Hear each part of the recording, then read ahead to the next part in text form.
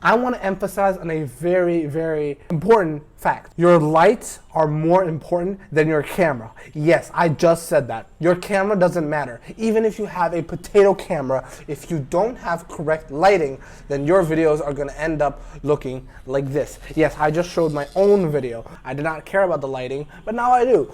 I don't have a great camera. Even if you had those amazing cameras, it still wouldn't make your video great. Your video is going to look crisp, clear if you have a great light. Now I'm using two umbrella lights right now, but I think I still look great. I don't want to edit this video that much, so I just kept it to where it is. I am bulk recording a lot of videos right now, so if you see me wearing the same shirt, then yeah, that's the reason. I'm bulk recording a lot of videos. And yeah, you should bulk record videos too. If you want to upload every single day, then yeah. Subscribe if you want to keep up with the 30 days challenge. It's almost about to end, and yeah. Peace out.